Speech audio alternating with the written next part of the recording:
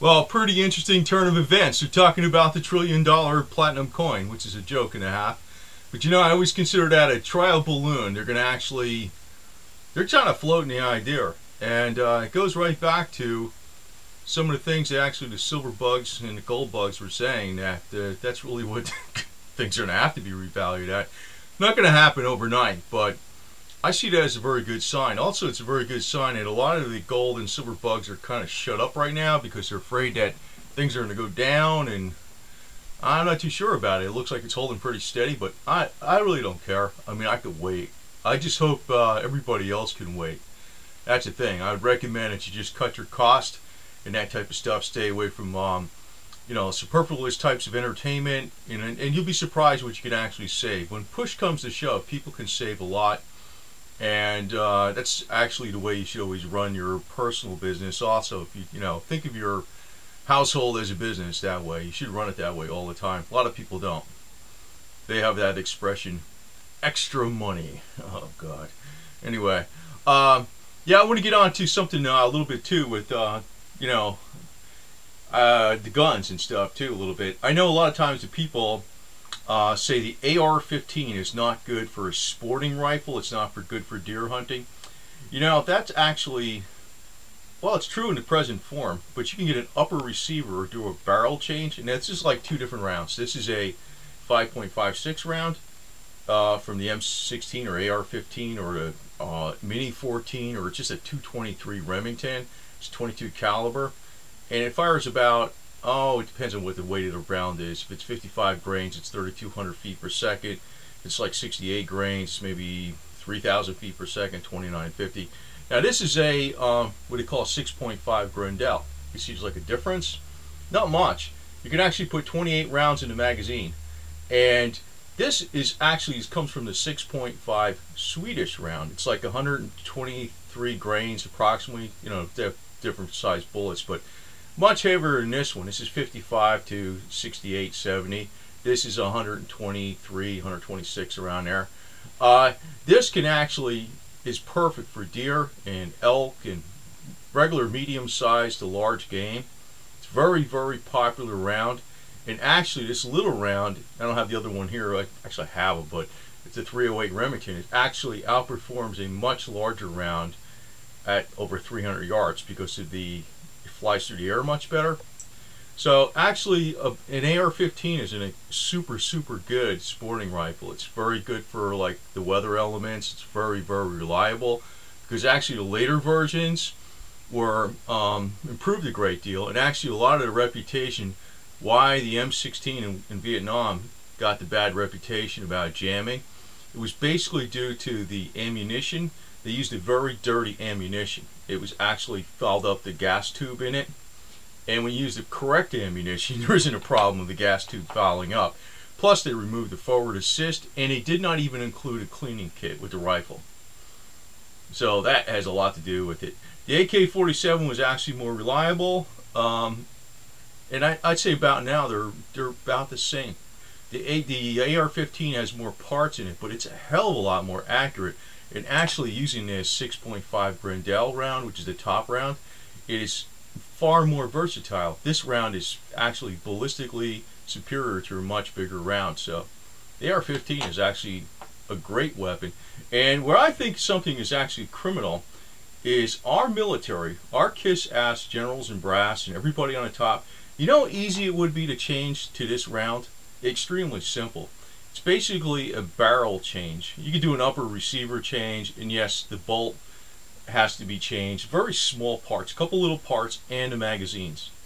That's it. It's like basically almost the entire rifle can be used, and the only thing you'd be changing is this. And actually, this brass is almost the same as the AK-47 brass. Actually, you can use the AK-47 brass and modify it just by blowing it out a little bit and then resizing it, and you actually have the Grendel brass.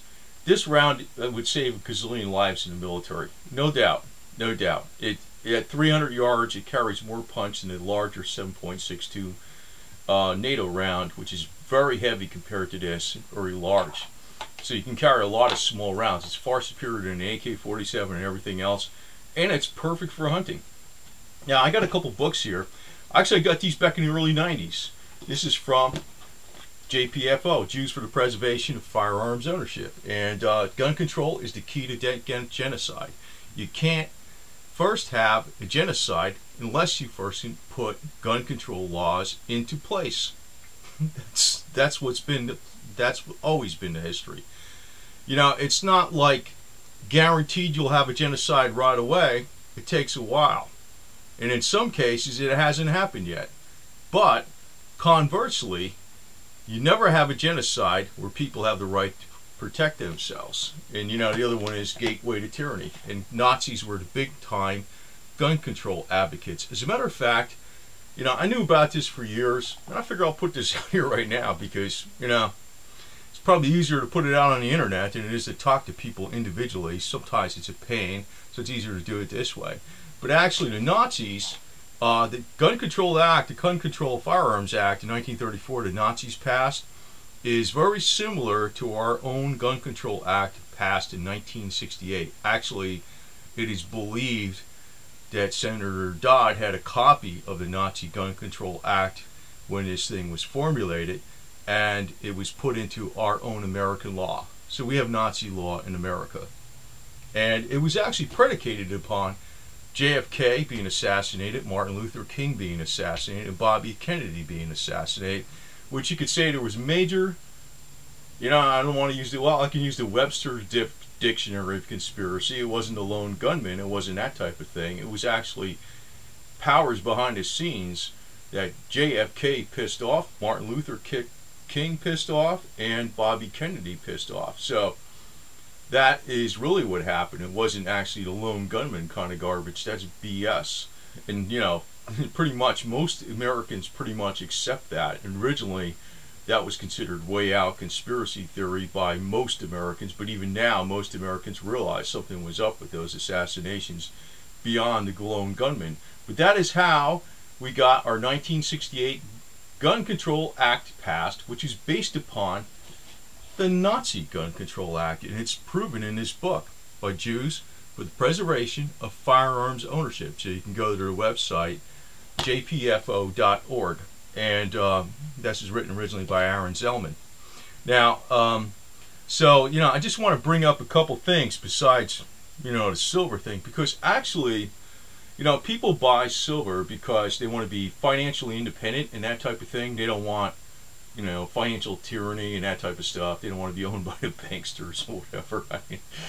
I mean, I guess that's the way things go. But the thing is, you know, actually what's more important is your preservation of firearms ownership. That is actually the only thing that will prevent a genocide at some point in time. It's not going to be right away. You know, it's like they have to be nice and calm and talk to you very nice and all that kind of bullshit. And sure, you know, the population will, there'll be no worries, no fears, nothing will ever happen. But you know, even when they passed the Income Tax Act, they said that would soak the rich, it would never touch the middle class. Back in 1913, that was one of the promises. So when they go to gun control, you know what's going to happen. It's going to be like Nazi tyranny, except there's not going to be a free nation like the United States that can stop the Nazis. We are the citadel against that type of tyranny for the world. So it's very important now we adhere to our gun rights. And also the AR-15, I just want to point out as a side note, even if you're just talking about hunting, just used a different barrel with it, 6.5 Grindel.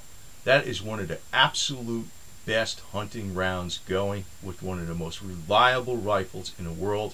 Weatherproof, everything's available for it, based upon the 6.5 Swedish round. And all our military should have this weapon. It should. It's a very simple changeover, but they don't do it. And people in the know that really know the stuff with weapons, they've been asking for this for years and years and years and years, and it's falling on deaf ears of the military brass. So, pretty bad.